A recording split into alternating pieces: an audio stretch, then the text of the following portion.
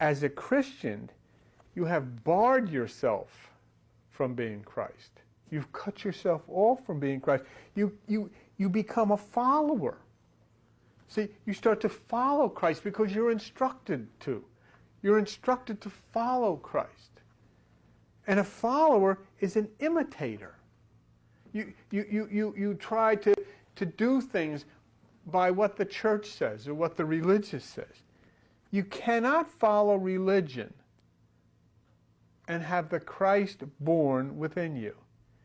You can't be part of any religion and have Christmas unfold within you. That's what's so important.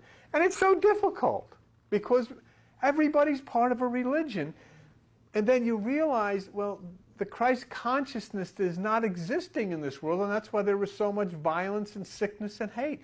We have missed it. We have not become the Christ. Instead, we are following these different groups who are telling us what it means instead of actually going to the source. Now, Jesus said, if you do what he says, you will know the truth, and the truth will set you free. Let me just go back on that.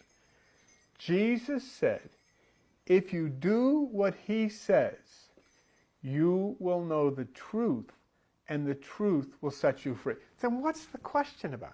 Why are we doing what a pastor says? Why are we doing what a government says? Why are we doing what a church says? Because we're all in bondage to the stresses and to the violence that make us sick and kill us at an early age. Jesus said if you do what he says, you'll know the truth, and the truth will set you free. Why not do what he said? It's so simple to do what he said. You know, it doesn't cost you any money. You don't have to go anywhere. I mean, why not? So you have to seek truth. But if you're part of any religious beliefs, then you already have prejudices that you cannot see the truth. If I turn around and say, look, this is what Jesus said, your religion says, well, yeah, but we're not supposed to do this, we're not supposed to do that. Jesus says you're supposed to watch. So I said, well, we do the watching meditation. But your church says, oh, well, we're not supposed to, we're not supposed to do that, meditate and kind of stuff. So what happens then? You have a preconceived notion, you're part of a religious belief, you're cut off from becoming the truth. You have to take everything you have ever learned, everything your mother ever taught you about religion, everything your family ever taught you about religion, everything every school, every religious institution, every pastor ever taught you about religion, and you have to take them into the ladies' room or the men's room, and flush. They have to go away.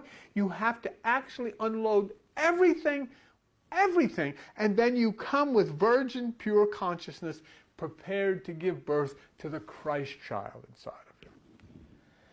Your religion, any religion, I'm talking here, and I'm talking about full acceptance of Jesus so that the Christ becomes alive in you, and every religion, every Christian religion standing out there will say no, that I'm wrong about something. There's contradictions. Your consciousness must be totally virgin. No preconceived ideas. If you have a preconceived idea about what this is about, it won't work for you. No traditions. If you're part of a tradition, forget about it. No beliefs. Pure nothingness must be there. So you can follow the child being born in that stable which is within you. In other words, a clean start. I abandon, I quit, I retire from all connections with all religious groups. I am not involved in any government affairs. I am involved totally in the birth of the Christ within me. If you're prepared to do that, it'll happen. If you've already accumulated beliefs, then there's no virginity in you. Your beliefs have been born from within. You've got to rid yourself of all of them. And you've got to return to the virgin state. Now, I'm not saying that you rid yourself of your beliefs and your traditions and listen to me. That's just as bad. You rid yourself of your traditions and your beliefs and you listen to Jesus Christ. And it's very simplistic. It doesn't require any great intelligence or any teacher to stand with you and say, this is what Jesus said to do.